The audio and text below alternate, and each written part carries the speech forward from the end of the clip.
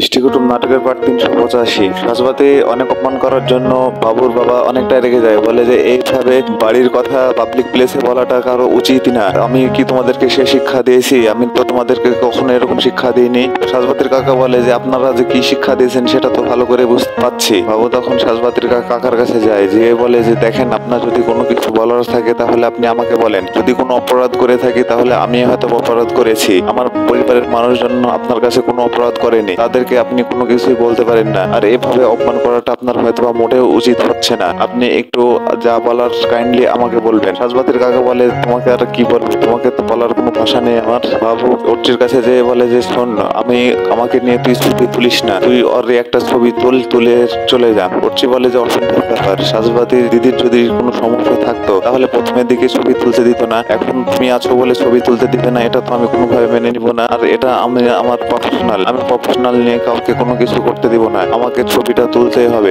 বাবু মনে মনে ভাবতে থাকে যে এত কিছু হয়েছে আর আমি কোনো কিছুই জানি না। তাহলে ওরচি আগে থেকেই জানতো যে সাজবাতি প্রোগ্রামটা করবে। ওরচি সাজবাতিকে বলে যে ম্যাডাম, আপনি দয়া করে আমার একটু পেজটা কভার করবেন না, আপনি যদি ছবিটা না তুলেন তাহলে আমি কাজগুলো আমি পুরোপুরি করতে পারবো না, আর এটা অবশ্যই আপনার করাটা উচিত। সাজবাতি আর কোনো কিছুই বলে না। বাবু ওরচিকে বোঝানোর চেষ্টা করে, কিন্তু ওরচি কোনোভাবে বুঝতে চায় না। ওরচির একটাই কথা, সে ছবি উঠাবেই। আর পরিবারের মানুষজন সবাই সেখানে উপস্থিত থাকে, সেখানে সে সবগুলো দেখতে থাকে। ওরচি সেখানে দাঁড়িয়ে থেকে বাহাকে ডাকে, বাহা তুমি এদিকে এসো, তোমারও ছবি লাগবে, তুমি মাঝখানটাতে এসে দাঁড়াও। বাহা বলে মো তো আশা লাগবে, তুমিও ডান্স করেছো না, তোমাকে এখানে থাকতে হবে। মাঝখানে দাঁড়িয়ে ওরচি পরিবারের সম্মুখে সাজবাতি, বাবু আর বাহার তিনজনের ছবি সেশন করতে থাকে। সাজবাতির কাকা সেখানে একটু দাঁড়িয়ে থেকে ছবি উঠানো দেখার পরে সেখানে থাকতে না পেরে সাজবাতিকে বলে আমি বাইরে গেলাম, তুমি তাড়াতাড়ি চলে এসো, এ কথা বলে।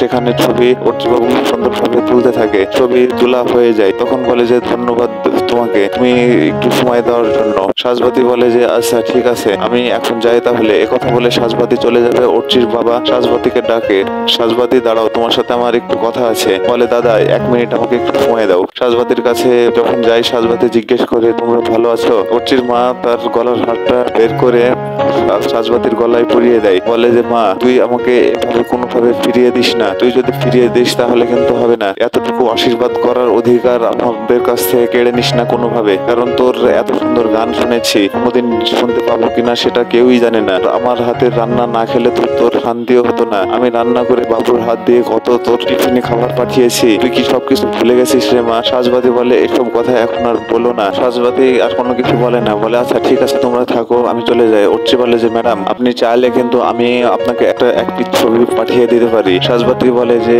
ম্যাডাম তুমি কাকে বলছো? আমার বাড়ির দেওয়ালে এখনো প্রতি বছর ভাইফোঁটার একটা ফোঁটা আমার বাড়ির দেওয়ালে পড়ে, আর তুমি আমাকে ম্যাডাম বলছো?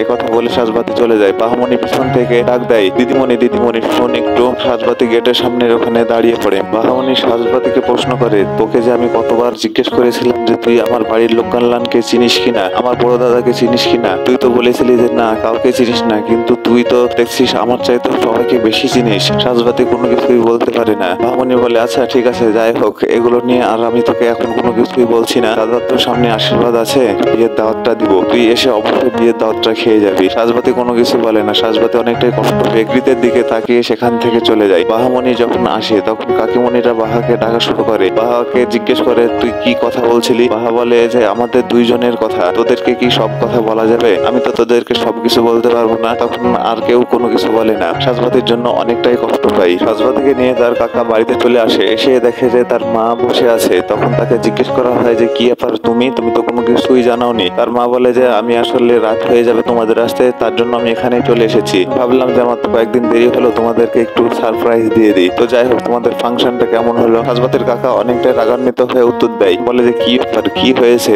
তোমাদের দুইজনের মেজাজে এত একদম গরম কড়াইয়ের মতো হয়ে আছে মনে হচ্ছে, কি হলো একটু আমাকে বলো না। তোমার মেয়ে আজকে কৃতের সাথে একই স্টেজে গান করেছে। কি বলছো? বলছে হ্যাঁ, শুধু তাই না, আর কত আনন্দ, কত আহ্লাদ, কত কথাবার্তা। বাবন তুমি এভাবে কিন্তু কথাগুলো বিকৃতি করে বলতে পারো না, তোমার কথার ভালো মন্দ কাজটা কিন্তু বোঝার মতো বয়স আমার হয়েছে। তোমার কি মনে হচ্ছে যে সেই ফাংশনটা বা সেই অনুষ্ঠানটা আয়োজন আমি নিজে করেছি? তখন কাকা বাবু আরো রেগে যায়, তোমাকে না আমি কতবার করে বললাম ছবি তুলবা না, কিন্তু তারপরও তুমি আমার কথা কিসের জন্য শুনলা না? তুমি তারপরও তাদের সাথে কিসের জন্যই বা ছবি তুললা? সাজবাতির মা বলে কি ব্যাপার, তোর গলায় কিসের হার দেখছি? মেজকামণি আমার গানটা ভালো হয়েছে দিয়েছে, তার জন্য আশীর্বাদ দিয়েছে। বলে সিস তুই এইটাও নিতে পারলি, তোর এক ফোঁটা লজ্জা বোধ হলো না, অপমান করতে পারিনি। আর আমার অতীতটা তো একদমই আমি ফেলে দিতে পারি না। তোমাদের কাছ থেকে বলাটা যতটা সহজ, আমার কাছে বলাটা অতটা করাটা অতটাও সহজ না। আমি সেটা করতে পারিনি। তবে আমি এটা ভেবেছি যে কালকে বাবনের ড্রাইভারকে দিয়ে আমি সেটা পাঠিয়ে দেবো। তার কাকা বাবু ডাকে যে মা তুই একটু এদিকে আই তো। তখন বলে যে হ্যাঁ বলো। বলে যে তোকে যদি কেউ ছোট করে তাহলে আমার ভিতরটা জ্বলে পুড়ে ছারখার হয়ে যায়। তোকে আমি কি করে বোঝাবো রে মা? তোমরা কিসের জন্য বা এরকমটা মনে করছো যে তুই ছাড়া আমি কোনোভাবে বেঁচে থাকতে পারবো না, আমার জীবনটা নষ্ট হয়ে যাবে, ধ্বংস হয়ে যাবে, আমি অনেক ভালো আছি, সুখে আছি। এটা কি আমি তোমাদেরকে কোনোভাবে বোঝাতে পারবো না? তোমরা যত তাড়াতাড়ি বুঝবে তত তাড়াতাড়ি আমার জন্য ভালো হবে। আমি খুব ভালো আছি, সুখে আছি। সাজবাতি তার মা কাকার সামনে কৃতকে নিয়ে অনেক রকমের কথাবার্তা বলতে থাকে আর বলে যে তোমরা আমাকে নিয়ে অযথায় দুশ্চিন্তা করছো, তোমাদের এত দুশ্চিন্তা করার কোনো প্রশ্নই আসে না। আমি আমার জীবনটাকে যেভাবে পরিচালনা করছি খুব ভালোই আছি, তোমরা এতটা আমাকে নিয়ে ভেবো না। সাজবাতি চলে যায়। মা আর কাকা অনেকটাই চিন্তা টেনশনে থাকে সাজবাতিকে নিয়ে। সাজবাতির জন্য বাবা মায়ের মনে অনেকটাই কষ্ট হয়।